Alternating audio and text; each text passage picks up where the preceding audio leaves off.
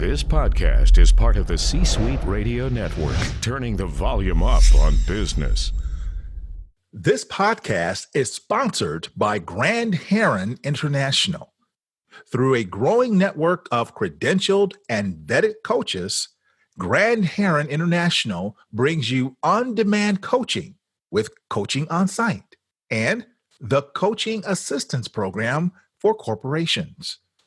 Whether you are a company committed to investing in your leaders, an individual navigating a complex situation, or a coach searching for a superb network of coaches, visit us at grandheroninternational.com.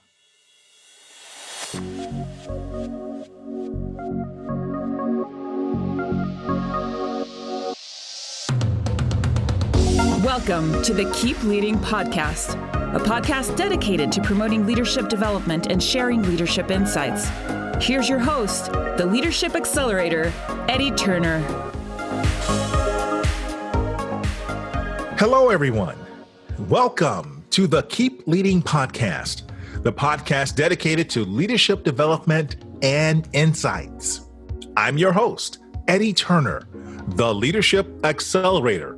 I work with leaders to accelerate performance and drive impact through the power of facilitation, coaching, and professional speaking. What comes to your mind when you hear the word negotiation? Do you think of calling your attorney right away? Do you think of a consumer transaction or maybe that upcoming raise at work? No matter who we are or what we do, we need to develop negotiation skills. To address this topic, I've invited the master negotiator and body language expert, Greg Williams. Greg Williams is a best-selling author and has written 7 books about negotiations and body language. Greg is a Harvard-trained negotiator, consultant, and TV news contributor that speaks, trains, and presents on the topics of negotiations and body language across the globe. So much so that global gurus ranked Greg as one of the top 30 body language experts in the world. Greg, welcome to the Keep Leading Podcast. Why, thank you very much, Eddie. And I'm telling you, my mother would be very proud of me with that introduction. Well, I am just so excited to have you on this show. In addition to being one of the foremost authorities on body language and negotiations, I also want my guests to know you're just one of the nicest gentlemen that anybody will ever meet. Thank you for that. I appreciate it. And truth be known, being nice just adds value to everyone in any environment you're in. And thus, it's something that I do naturally. And it shows. I mean, you just light up the room. It comes naturally. And I owe you a debt of gratitude because you've been so helpful to me in my speaking career. And you've been a mentor and a guide to me. And so I am just thrilled to be able to allow my guests to be able to learn from you today, and especially about your core areas of expertise. And so when it comes to this word negotiation, it can just emote different feelings in people. And everybody defines it differently. So I'd like to start by asking you, how do you define negotiation? That's an excellent question. And I say that because a lot of folks do not realize when they are actually negotiating. My motto is, you're always negotiating. The definition thus becomes, anytime you are interacting with someone for the exchange of an outcome that you seek, you're negotiating with that individual.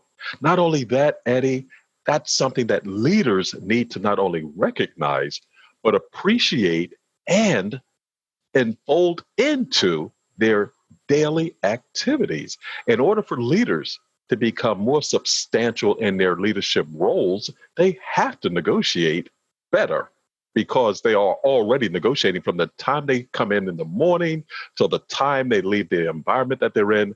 They're negotiating in a business environment.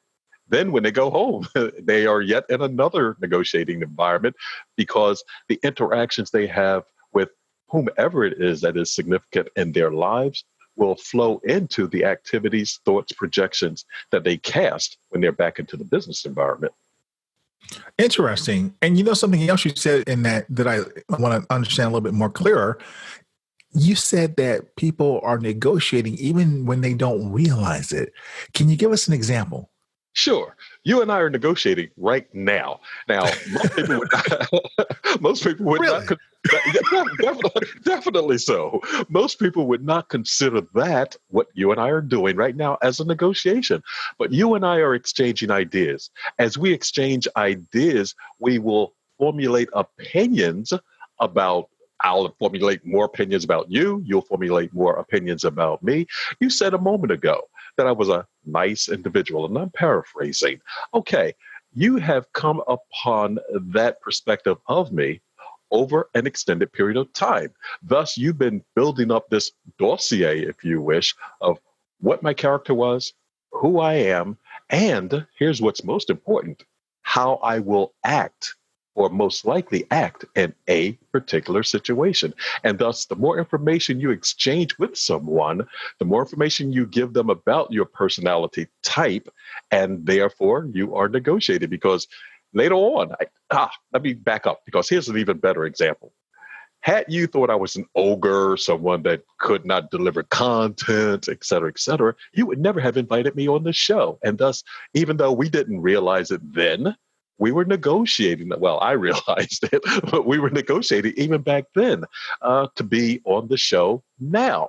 So again, you're constantly giving out information. As you constantly give out information, you give insight into your personality, which is one reason why I tell leaders to always be not only mindful of how you project your image, but what it is that you might want from a particular situation that you may be in much later down the road or tomorrow. Wow. So, because when I think of negotiations, when I hear that word, I think of getting my game face on and, beating my chest a little bit, let's get ready for something rough and tumble. And, so that's a very nice perspective to provide listeners to think about, and leaders looking at negotiations as not always the rough and tough stuff that we may think about. And Eddie, you know what? I'm so glad that you cited exactly what you just said a moment ago, because a negotiation does not start when you enter a room, enter into an environment, sit down across from someone else, and you start to pound out whatever it is that you're seeking as the outcome. It starts way before that. It starts with creating the image that you wish that individual to view you as. So, as an example, if you know you're going to be negotiating against someone, now notice the word I used a moment ago, against. There's a different perspective as opposed to with, okay? So if you know you're going to be negotiating against someone, and I know we're going to talk about bullies later on in the session, but if you're going to be negotiating against someone that has a tough, a rough type of style of negotiating, one that says the only way I can win is to make sure that you lose, you are going to create a different persona way before you get to the negotiation table, such that that individual will know that you're not going to be a pushover. As a matter of fact, you may have noticed that I literally just changed the tonality of my voice just a moment ago to convey a deeper sense of commitment to exactly what it is that you and I are going to talk about during this particular session. Okay, now I'm going back to my normal tone of voice, but it's all about positioning way before you get to the negotiation table. And I'll tell you, Eddie, there have been times when I've had some of my clients do some serious things as far as positioning, simply to make sure they are viewed in the proper light compared to the person that they're going to be negotiating with. Very nice way to make a distinction between words that we may confuse. There's a difference between negotiating with versus negotiating against. Exactly. And depending on which type of negotiation you're conducting, you did a nice little change in your intonation with your voice. And I can only imagine if I were looking at you, what I'd see on your face. So that changes the tone of the negotiation and the spirit as well, I surmise. Oh, definitely so. And here's something else, and you just hit upon it.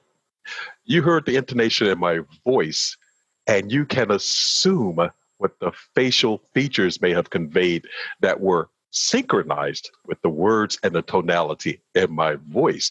And that's something that leaders should also pick up on. That's to say, the nonverbal clues that are associated with the words that are emitted when someone is speaking.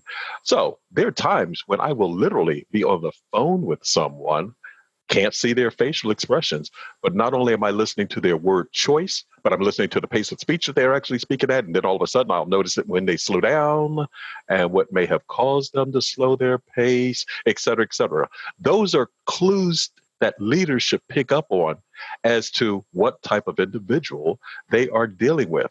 The word against denotes someone that you're going to be beating your chest against, pounding the tool you're going to pound this thing out. The word with suggests that the two of you are going to look at a situation amicably and assess how you might come to an amicable solution to the challenge for which you're negotiating. So even when you're talking to someone and they say, oh, well, I'm negotiating against such and such, they're giving you insight into their mindset, as opposed to if they said, well, I'll be negotiating with. Slight difference of words, and yet such a great impact per the way they are thinking about the engagement they'll be in. Thank you. Now, Greg, you said that leaders are always negotiating, even when they don't think they are. And for some people, that may come as a new concept. And so quite logically, they may wonder, why? Why do I need to develop negotiation skills? Well, they don't need to, Eddie. They really don't, unless they want to excel in their leadership role. Okay. If all you want to be is linger in mediocrity, don't do a daggone thing about enhancing your leadership skills. And while others are passing you, say, hey, I remember when, one of those type of things for sure, because that is exactly what will happen.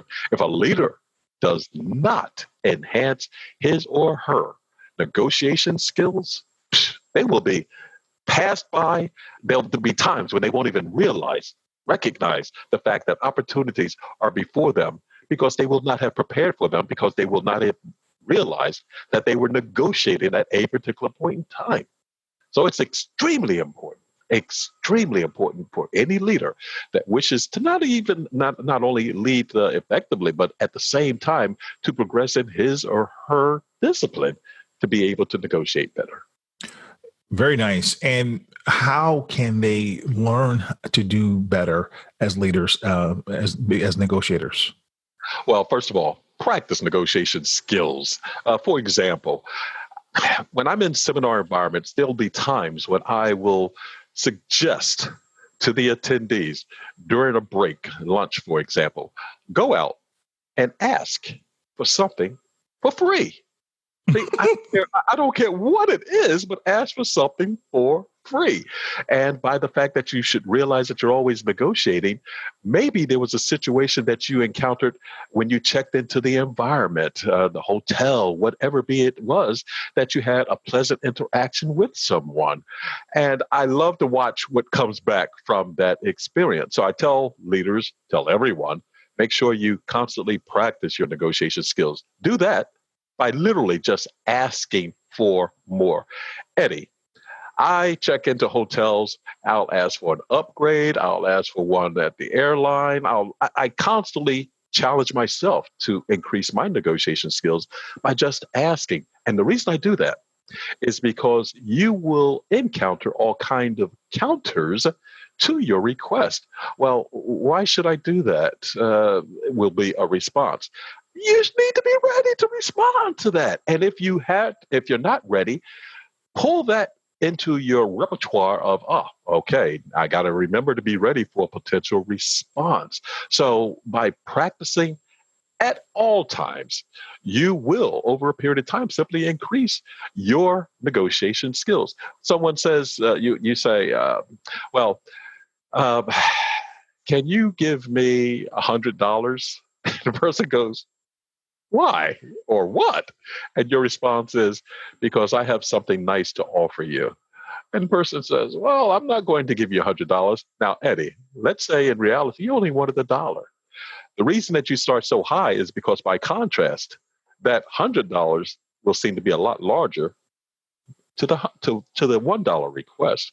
And when you drop down to $1 and you make the same statement, because I want to give you something of that nature, people will be more likely to do it at $1, even though they don't know what you're going to give them. And what are the other variable factors that play a role into that? It's to what degree you've already interacted with the person. Are you casting nonverbal signals with a bright smile, a pleasant demeanor that says, I'm not out to rip you off, I'm not here to harm you? So those are the little things that leaders can do. Constantly practice negotiations by asking for different things in different environments and observing how you, the leader, responds to the feedback you get. Very, very nice. Thank you, Greg. You're welcome. We're talking, ladies and gentlemen, to Greg Williams, the master negotiator and body language expert. And he's talking to us about negotiations for leaders. Well, we're going to pause here for a word from our sponsors. This podcast is sponsored by Eddie Turner, LLC. Organizations who need to accelerate the development of their leaders call Eddie Turner the Leadership Accelerator. Eddie works with leaders to accelerate performance and drive impact.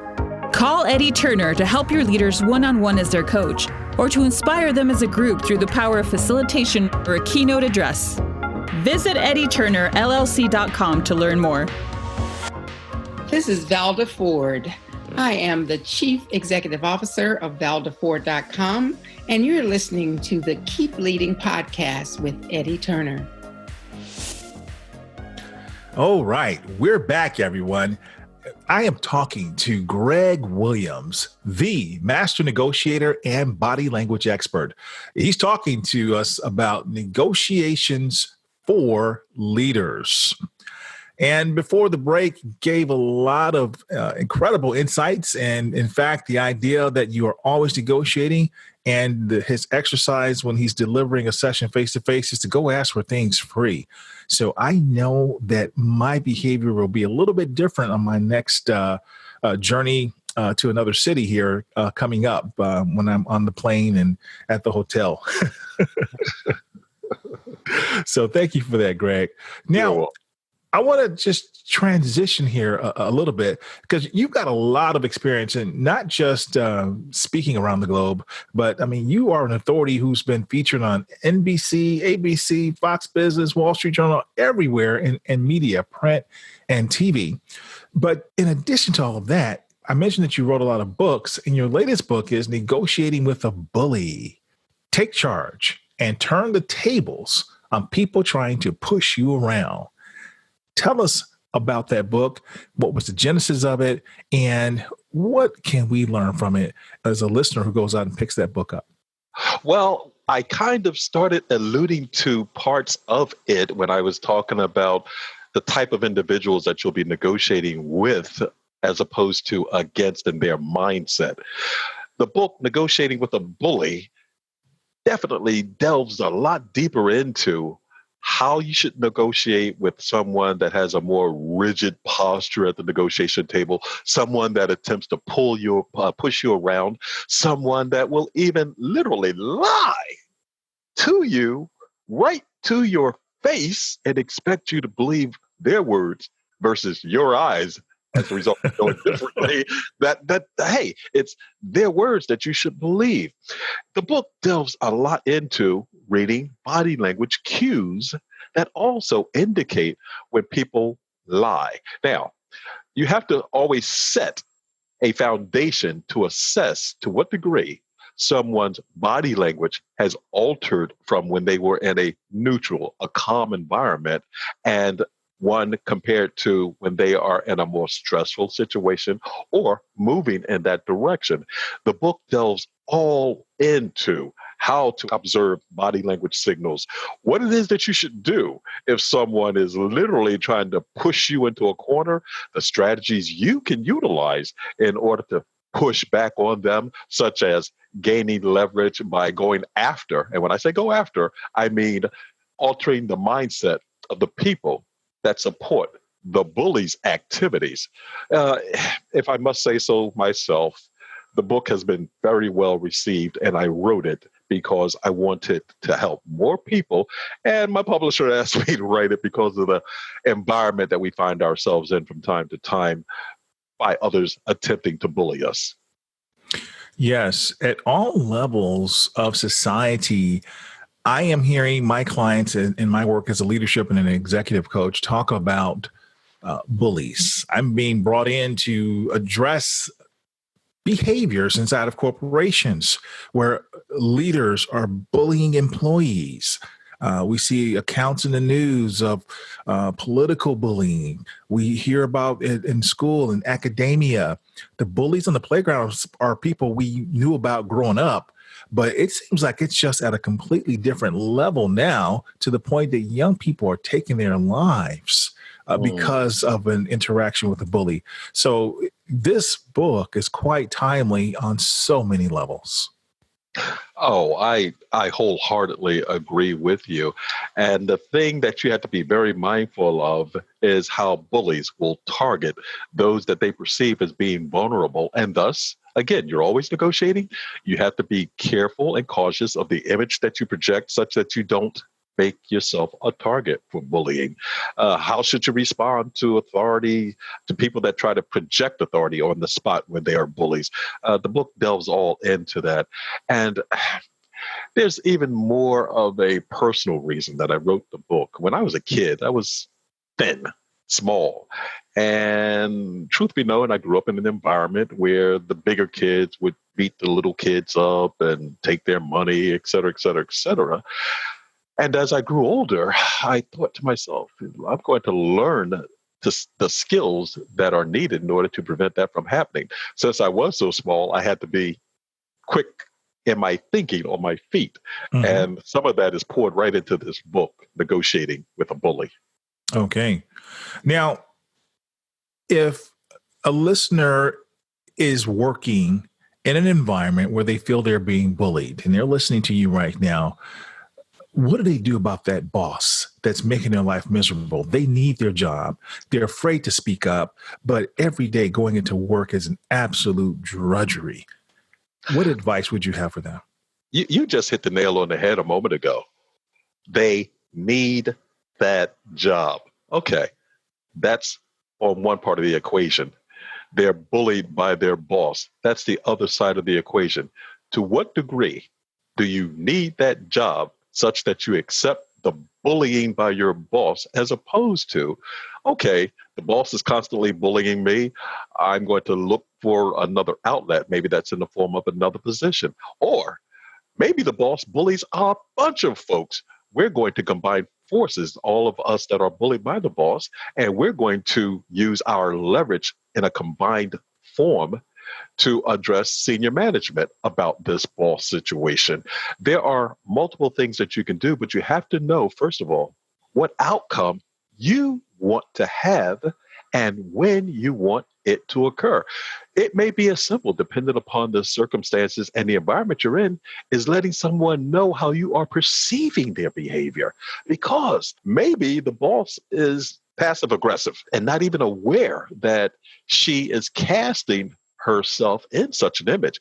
Maybe the boss feels as though, well, if I let my guard down a little bit, somebody's going to come in and knock over my castle or something of that nature.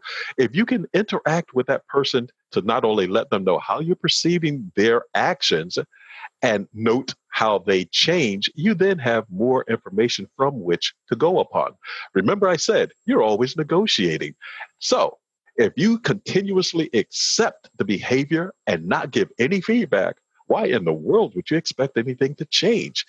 But you have to, if it's causing you the degree of consternation that you are experiencing that makes you not want to go into work, you have to do something about it. Don't let it linger, or else you will flounder.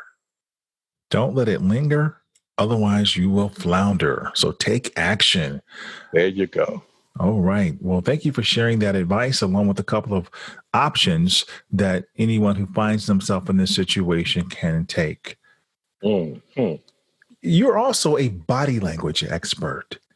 Can you share at least one tip for our leaders who are listening that they can pay attention to as leaders when it comes to their body language? Well, each situation is unique, and that's the first thing to observe. Somebody that's in a stressful situation may react differently than someone that's in a non-stressful mindset, let's say.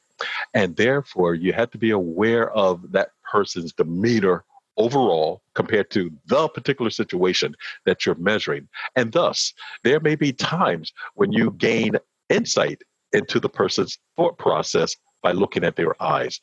Now, this is something that is somewhat controversial. It used to be a standard, but throughout the more research, the eyes will usually indicate if someone is looking up and to the left, that they're trying to recall something that has happened in the past. Looking up and to the right, they're in creative mode, makeup mode, or something of that nature. But each individual is different. And thus, when you're talking to someone in a normal environment, just observe what they do with their eye movement. When you're face to face with someone, observe their feet. I look someone dead in the eye, and at the same time, I'm observing how their feet are positioned. When two individuals are engaged and their feet are pointed towards one another, they are truly mentally engaged with one another also. If you observe the other person's foot all of a sudden points away from you, number one, that person is most likely going to exit the conversation and move in the direction that particular foot is pointed in. And if it behooves you, because you need more of that person's attention, you can actually realign your feet and see what the person does. The person moves the foot again. What that person is indicating is, hey, look, I want to get out of the conversation.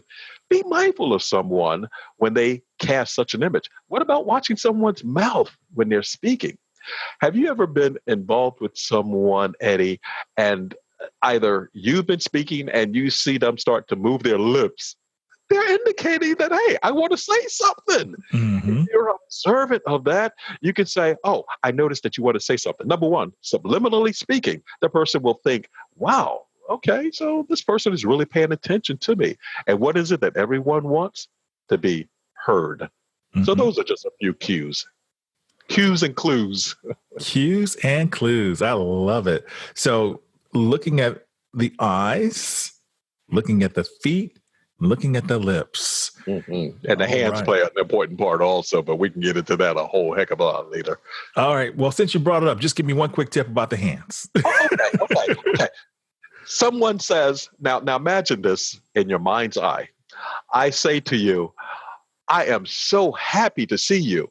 Meanwhile, my hands are pushing away from my body. That's inconsistent with the word. If you're happy to see somebody, you're usually pulling that person metaphorically closer to you by moving your hands closer to your body. Someone says, this is the best situation I've ever experienced. Oh my gosh, I love this idea. Meanwhile, they're shaking their head no, and they're waving their hand side to side, indicating, no, this is not the best thing. Anytime there's ambiguity between words and someone's body language, pay attention to their body language more so, because there are certain things that the body will, let me rephrase that. The body always attempts to be aligned with what it believes to be the truth. And I could talk about the micro expressions that indicate just that too. There's 7 micro expressions that are unique to everyone on the face of the planet: fear, anger, disgust, surprise, contempt, sadness, and happiness. So if you apply the same stimuli to one person in Asia, to the same person, or a different person, I should say, in North America, Europe, they would give the same type of reaction. Those are cues also that you can pick up on that will allow you to understand more of the thought process that's occurring with people. You asked for hands, I gave you a little more. I'll take it. Okay. I'll take it. Okay. Wow. These are such wonderful insights about body language. And they tie very nicely back to what we started with on negotiations, because I assume that as we see these shifts in body language, that also indicates our leverage point in a negotiation with an individual. Oh my goodness. That is excellent, Eddie, because it definitely does do just that. Someone says, this is my best offer. Take it or leave it. And they're smiling. Wait a minute. Okay, what does the smile mean associated with those words? Versus, this is my best offer. Take it or leave it. And they lean away from you. The former can indicate that the person has some wiggle room because the person is smiling, or the person could be saying to you through the smile and those words, you know what? I think this really is my best offer. I'm not trying to alienate you, so I still want to project a friendly image. The person with the latter situation that's leaning back from you is literally saying, this is my best offer, and I'm willing and ready to get away from the negotiation table. Now, here's the point of capture with both of those examples. A good negotiator will know how to project that latter image where he makes that statement and leans back, such as to convey, I'm really getting serious about this being my last offer, and I may be in the process of walking away from the negotiation, which is why every leader should practice negotiation skills and, truth be known, learn a lot more about body language, because if you can discern to what degree, be it a nuance, when that person that's leaning back and saying that's his best offer is being truthful, you'll have more insight into his mindset too. And you would still test him by simply saying something along the lines of, best offer? That's all you have to say. And just wait for the person to respond. And here's one other cue, or I should say piece of insight that I'll suggest people be aware of. The person that's asking the questions is the person at that particular moment in time that's in charge, that has the most control of the negotiation. Why? Because as long as I'm asking you questions and you're answering those questions, you're giving me more information, more insight from which I can discern how to use to enhance my negotiation position. And if you're trying to bully me, I then know what your leverage points are also that I can use against you. Interesting. Thank you, Greg. Thank you for sharing all of these tips and cues. How would you summarize our conversation that we've had today? Well, first of all, to practice, keep, and I do mean keep and constantly keep asking for things for free. For free. Anytime somebody makes an offer also, Eddie, it's an opening offer. Challenge them by saying things like, okay, well, maybe, how about if we do half of that price or something of that nature, and just observe their response. So free, and constantly be asking for a better deal. Constantly be asking for a better deal. Remember, you're always negotiating. So what you do in any particular environment will cast the demeanor of who you are, and it will impact how you deal with other individuals. And I don't know if this is the biggest one or not, but read body language. Learn what body language signals mean and become a student of just that. Those were some of the things that we covered in this session. And I would suggest, Eddie, since you are an excellent individual talking about leadership, that your leaders pay attention to what you and I have discussed today. Well, we are taking notes and we will heed your advice. Since this is the Keep Leading podcast, we want to give leaders a quote or another piece of advice that they can use to keep leading. What would you say to them? I would say, if by chance you don't want to lead, you don't have to. Don't go any further. Don't learn anything else. Just sit on the stump and let life pass you by. But if you want to become a better leader, listen to content such as what you've heard today. Because, Eddie, like I said, I and branded as the master negotiator, body language expert, I would brand you as the master in leadership. Well, thank you, Greg. I really appreciate that. And thank you so much for being on the Keep Leading podcast today. Thank you for the invitation. And thank you for listening. That concludes this episode, everyone. I'm Eddie Turner, the Leadership Accelerator, reminding you that leadership is not about our title or our position.